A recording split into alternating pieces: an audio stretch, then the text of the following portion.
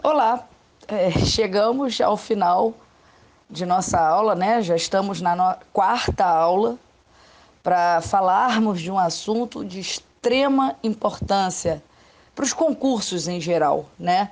É algo que tem caído bastante nos concursos, no Enem, cai sempre mais de uma questão no Enem, que é sobre variação linguística. Então, uma atenção muito especial a esse assunto, que vai ser sempre muito importante para vocês, para a vida, né? Então, beleza, vamos acompanhar aí, é sempre importante, né? A partir desses áudios, vocês acompanharem o que eu falo, acompanhando o material, né, que eu produzi para vocês. Então, acompanhando aí o primeiro parágrafo, né, que fala sobre variação linguística. A língua, embora seja um sistema padronizado, lembrem-se que na primeira aula eu apresentei a vocês a definição de língua, né, como um sistema padronizado utilizado por uma sociedade no processo de comunicação, utilizando como código a linguagem verbal. Então, o sistema padronizado é o fato de ela ser baseada em regras, né? Para ela funcionar, ela precisa estar baseada em regras. Como toda língua tem o seu mecanismo, né, de funcionamento, ok? Então, embora ela seja um sistema padronizado, a língua é um organismo vivo e, por esse motivo, ela sofre mudanças, transformações. Ela é capaz de se modificar ao longo do tempo e receber influências regionais, sociais e situacionais. Esses são fatores que vão determinar os tipos de variação. Então, nós vamos começar por elas, né? Os tipos de variação, já coloquei aí entre parênteses, quais são as principais, né? A histórica, regional, a social e a situacional. Então, a partir de agora, nós precisamos conhecer suas principais características, né? Saber identificar suas principais características. Então, vamos começar pela variação histórica. E aí, pessoal, vocês reparem que eu coloquei entre parênteses uma outra palavrinha, porque a gente não sabe, né? Na prova pode aparecer uma outra nomenclatura, né? Então, para variação histórica, eu tenho essa outra nomenclatura que pode aparecer tranquilamente numa prova, que é a chamada também de variação diacrônica. Vamos entender a estrutura da palavra para que ela não caia, né, no esquecimento? Esse elemento de a é um elemento de origem latina e ele quer dizer através de. Esse de a aí que aparece no início da palavra é um prefixo de origem latina, tá? E crônica vem de cronos, tá? Que quer dizer tempo, né? Essa palavra cronos já tem origem grega, tá? Então, diacrônica, variação que ocorre através do tempo. Então, variação histórica ou diacrônica. Repito, é muito importante que vocês guardem essas nomenclaturas, ok? Então, o que seria a variação histórica? É a variação que ocorre com a língua ao longo do tempo. E aqui é importante perceber o que acontece nesse tipo de variação, né? Vai acontecer muito com palavras que entraram em desuso, elas eram comuns numa época, mas hoje não se usam mais, né? São arcaicas. Ou então a variação histórica acontece com palavras que sofreram variações na sua estrutura com o passar do tempo. Logo abaixo eu tenho alguns exemplos para esclarecer isso aí que eu coloquei para vocês entre parênteses. Então vamos ao primeiro exemplo. Esse primeiro exemplo ele está entre aspas porque ele é uma passagem de uma música de Benito de Paula, é uma música muito conhecida, um samba, né, de Benito de Paula, chamado Retalhos de Cetim. E numa passagem, né, nessa passagem, eu retirei uma passagem dessa letra que diz o seguinte: não pensei que mentia a cabrocha que eu tanto amei. Claro que vocês já devem ter reconhecido nessa passagem uma palavra que já não é mais usada nos dias de hoje. Foi numa época, mas hoje não mais, que é a palavra cabrocha. A cabrocha, ela tem um significado de mulata, né? Todo mundo sabe que a mulata ela é conhecida, né, pela a sua beleza exótica. Então era uma mulata viçosa, cheia de vida, né, jovem, cheia de vida. Cabrocha, portanto, faz referência à mulata. Beleza? Ou seja, era comum numa época, mas hoje ela entrou em desuso. A gente não usa mais a palavra cabrocha nos nossos dias, né? Entrou em desuso, então cabrocha é um exemplo aí de variação histórica, ok? As próximas 3 palavras são exemplos de palavras que se modificaram com o tempo. A primeira que aparece aí é o pronome de tratamento, que antigamente surgiu como vossa mercê, depois passou para voaz mercê, até chegar ao atual você. Então vejam que determinadas palavras podem sofrer, né, essa alteração com o passar do tempo. Isso é mais um exemplo de variação histórica. Outra coisa interessante, e é comum, né, vocês, esse vossa mercê, voz mercê, novelas de época, você ainda assistir, você ainda perceber o emprego dessas palavras. Assim como a pausa que vem abaixo, você ainda consegue perceber isso, né, em textos mais antigos, que a palavra cousa ainda aparece dessa forma, escrita dessa forma, né? Ela evoluiu, né? Hoje a gente tem a palavra coisa. Outra palavra aí é farmácia, né? Que antes era escrito com PH. E agora, atualmente, a gente tem o F aí no lugar do PH. Tá? Então, são esses alguns exemplos, portanto, de variação histórica, que pode tanto acontecer com palavras que entraram em desuso, assim como palavras que sofreram alterações, né, com o passar do tempo. Ok? Vamos para a próxima variação, que é a variação regional ou geográfica. E dentro do parênteses eu coloquei aquela outra nomenclatura diferente. Você já sabe que de a quer dizer através de.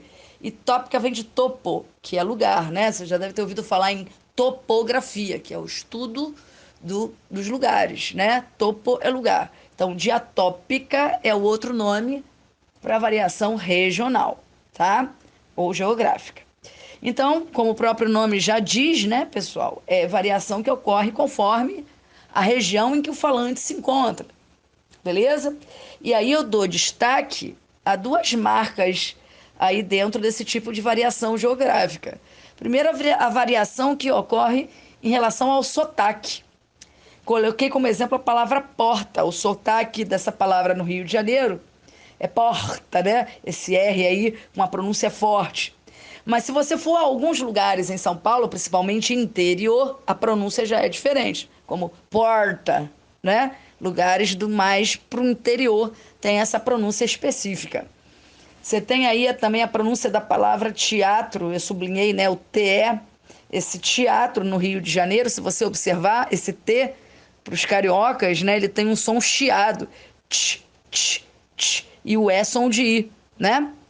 Essa é a nossa pronúncia, né? A gente tem muito hábito de falar, de usar, né, esse som chiado, dependendo da letra que for usada. Já em São Paulo, a pronúncia é outra. Não é ti, não tem esse som chiado, é teatro, né? Teatro. Beleza?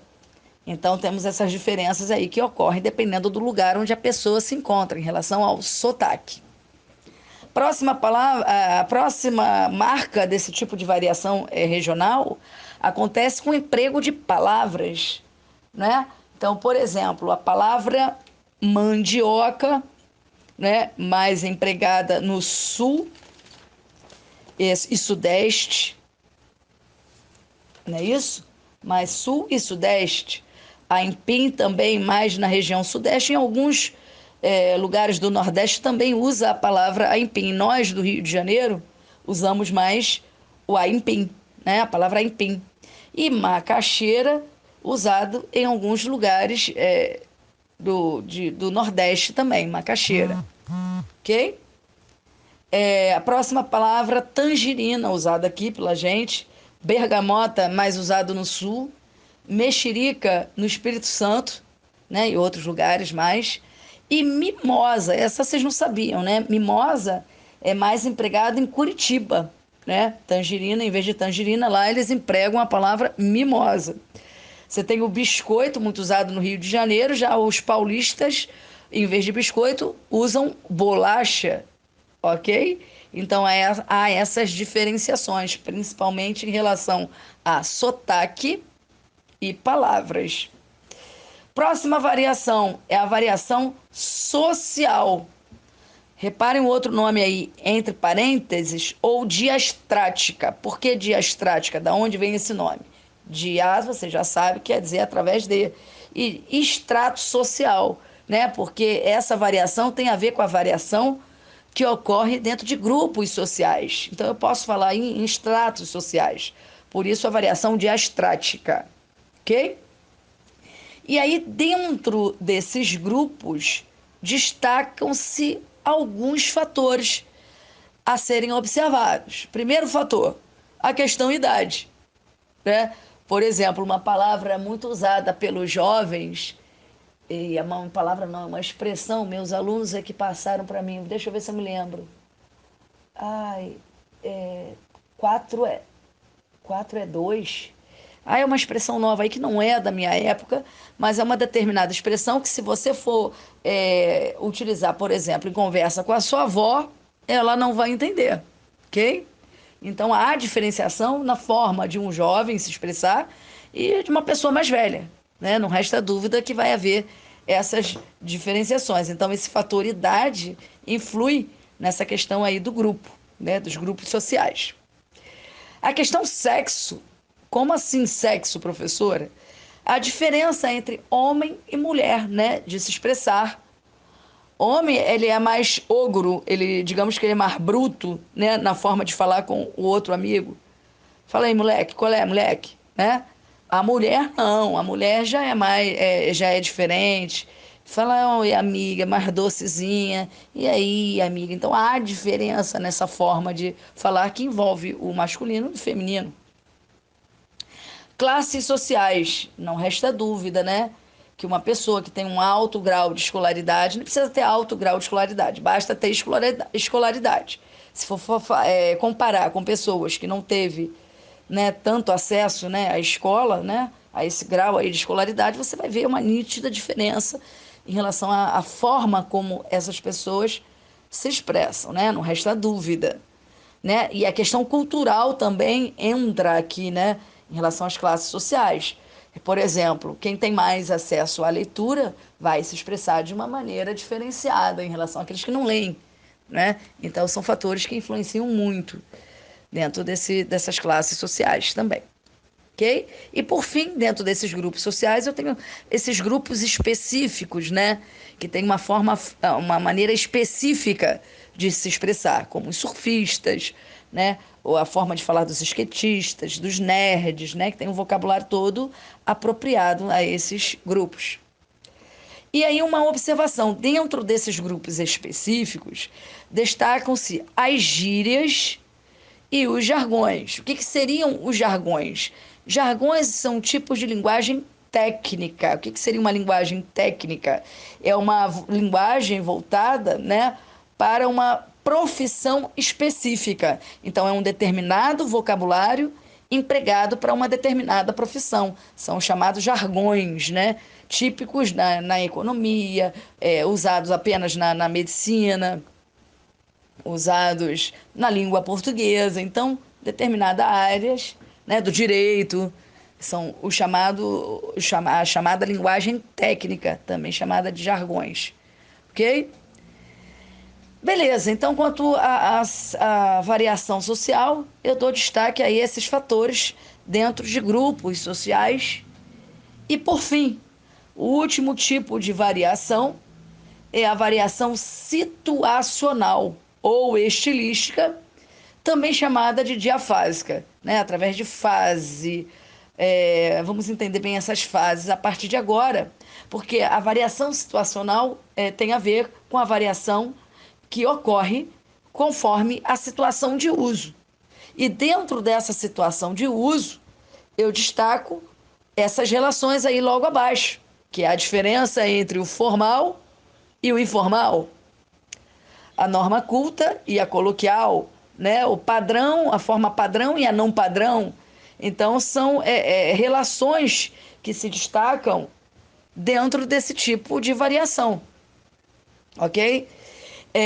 E logo abaixo eu coloquei uma observação para vocês. Dentro desse tipo de variação específica, devemos adotar essa nomenclatura específica, né? Do adequado ou não adequado. Por exemplo, eu usar determinada construção num contexto informal, tipo eu vi ele, num contexto informal, eu posso dizer que é uma construção adequada ao contexto. Porque o que é o contexto informal? O contexto informal é aquele em que nos expressamos de uma maneira mais espontânea, né? Sem ter grandes preocupações com normas, com regras gramaticais, que é aquela conversa do dia a dia com amigos, né? Em casa. Então, é uma forma mais descontraída que a gente tem de se expressar, né? Que é esse contexto informal. Então, empregar esse tipo de construção num contexto informal está adequado, né? Eu vi ele ontem, ok? Mas esse tipo de construção não estaria bem-vinda, né? Não estaria adequada se fosse usado num contexto mais formal, como numa redação de vestibular, como numa redação do Enem. Eu teria que reformular esse tipo de construção, porque, né, usar o pronome reto como complemento de um verbo, né, sem preposição, portanto, é inadequado, não está de acordo com a norma culta. Em vez de eu vi ele, eu deveria substituir o pronome reto ele pelo pronome oblíquo o. Eu ouvi. Ok? Então, essa construção já não estaria adequada a esse contexto aí de uma redação que requer um contexto mais formal, não é?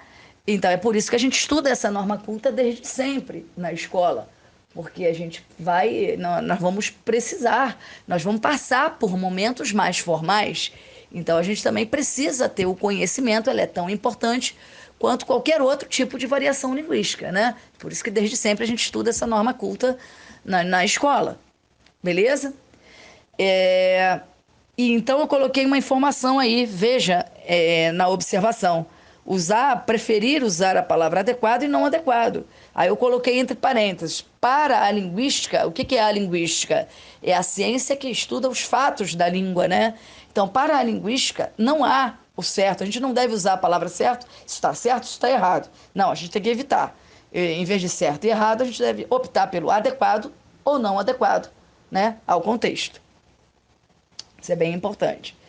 E aí chamei a atenção logo abaixo para uma informação muito importante. Eu estava falando da questão do sotaque, né? Determinados lugares de São Paulo, aquele R, né, mais para o interior, sendo pronunciado como porta. Falei do nosso som chiado, muitas vezes os paulistas, né, brincam com nessa nossa forma chiada de falar, não só paulistas, né? Pessoas de outros lugares brincam com essa nossa forma de falar. O carioca fala chiado. O que é importante vocês saberem, pessoal? O que é importante a gente saber? Que não há uma forma melhor, não há um modo melhor do que o outro, né? Não há um falar melhor do que o outro. São apenas diferentes, né? Não podemos achar que o jeito do paulista falar é melhor que o jeito que o carioca... Não, não existe esse conceito, né, de um ser melhor do que o outro. Eles são apenas diferentes. E aí eu vou terminar com algo muito importante. Muitas vezes questões estão voltadas para essa questão do preconceito linguístico, né? Vamos entender o que seria esse preconceito linguístico? Então peço que vocês acompanhem comigo a leitura aí desses parágrafos. Vamos começar aí pelo primeiro parágrafo de preconceito linguístico. Eu estou dizendo que preconceito... antes de falar do preconceito linguístico, eu vou começar com o seguinte. A forma falada por pessoas com prestígio sociocultural acaba sendo vista, coloquei em destaque a palavra indevidamente, como superior. Em consequência, né, a forma falada por pessoas de camadas sociais menos favorecidas podem ser consideradas inferiores, né? A partir desse conceito, né? A partir dessa ideia do que é considerado superior, né? Como sendo a forma de pessoas de prestígio sociocultural falar, tá? Em consequência, a gente acaba chegando, né, a essa situação de poder considerar como inferiores, né, a forma de falar de pessoas de camadas menos favorecidas, ok? Quando é que vai surgir esse chamado preconceito linguístico? Sempre que surgir reprovação, também já coloquei ali em destaque para vocês, sempre que surgir reprovação, repulsa ou desrespeito em relação às variações linguísticas de menor prestígio social. Então a gente tem que ter cuidado com isso, né? Porque isso seria mais uma forma de preconceito, como muitos que existem em nossa sociedade. Então existe também o preconceito linguístico, que tem a ver com tudo isso que eu acabei de mostrar a vocês, ok? E aí vamos finalizar, pessoal, mais uma vez, como de hábito, né? Escolhi aqui 3 exercícios, tá? Vamos começar pelo primeiro exercício, que diz o seguinte: a seguir são apresentados alguns fragmentos textuais. Sua tarefa consistirá em analisá-los, atribuindo a variação linguística condizente aos mesmos. O primeiro fragmento tem como título o Antigamente. Antigamente, as moças chamavam-se mademoiselles e eram todas mimosas e muito prendadas. Não faziam anos, completavam primaveras, em geral 18. Os janotas, mesmo sendo rapagões, faziam-lhes pé de alferes, arrastando a asa, mas ficavam longos meses debaixo do balaio. Ou seja, nesse fragmento, algumas palavras aqui foram empregadas, como mademoiselles, fazer, completar primaveras, né? Palavras que hoje em dia já não se encaixam mais, né? Entraram em desuso, não se encaixam mais no nosso contexto, né? Hoje os tempos são outros, essas palavras não mais são empregadas. Portanto, qual é o tipo de variação que eu observo nesse fragmento? É a variação histórica ou diacrônica. Ok? Vamos para a próxima variação, o próximo fragmento. Aqui no norte do Paraná, as pessoas chamam a correnteza do rio de corredeira. Quando a corredeira está forte, é perigoso passar pela pinguela, que é uma ponte muito estreita, feita geralmente com um tronco de árvore. Se temos muita chuva, a pinguela pode ficar submersa e, portanto, impossibilita a passagem.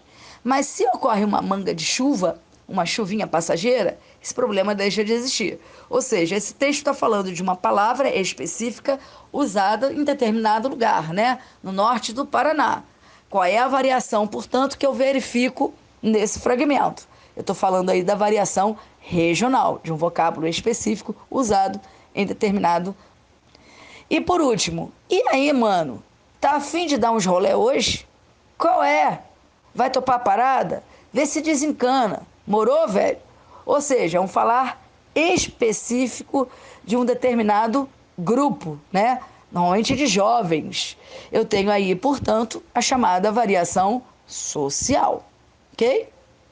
A questão número 2 é uma questão interessante para a gente reconhecer os desvios, né, em relação à norma culta em relação a cada frase.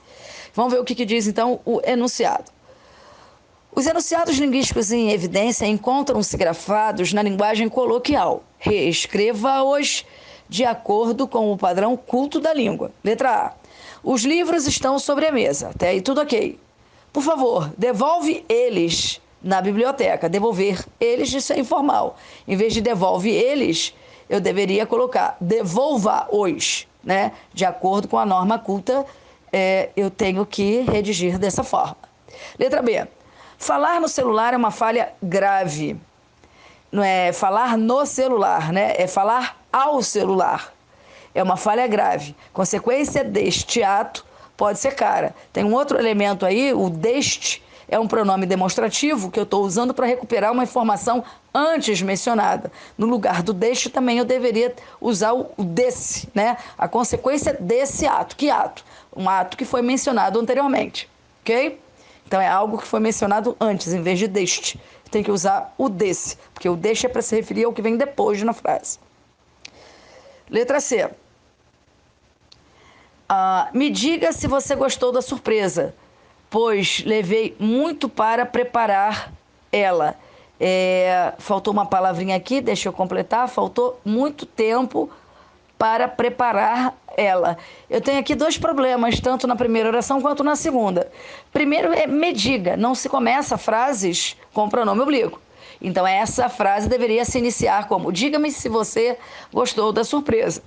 Na segunda oração, o mesmo problema verificado na frase, na letra A, né? Que é o preparar ela. Em vez de preparar ela, deveria usar aí o prepará-la. Usar pronome oblíquo, né, para representar o complemento do verbo, e não pronome reto. Letra D. No aviso havia o seguinte comentário: não aproxime-se do alambrado, perigo constante. Esse não aí atrai. Primeiro que ele está depois dos dois pontos com letra maiúscula. Não deveria, né? Teria que ser com letra minúscula. E esse não vai atrair. Ela tem é uma palavra com sentido negativo. Ela atrai o pronome oblíquo ser para próximo. Então é não se aproxime. E na letra E, durante a reunião, houveram reclamações. Esse verbo haver, ele não tem sujeito. O sujeito não é reclamações. Ele é um chamado verbo impessoal. É um verbo que não apresenta sujeito na oração. E todos os verbos impessoais, por eles não apresentarem sujeito, eles precisam permanecer na terceira pessoa do singular. Então, em vez de houveram reclamações, teria que ser houve, durante a reunião, houve reclamações contra o atraso do pagamento dos funcionários, ok? Estou correndo um pouquinho porque eu estou vendo aqui que o tempo já está se esgotando.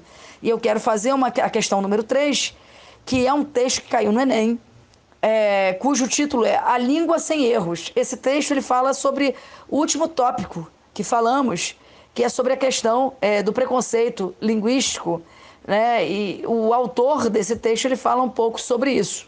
Vamos ver um pouquinho, vamos reler aí comigo esse trecho que aparece aí na questão 3.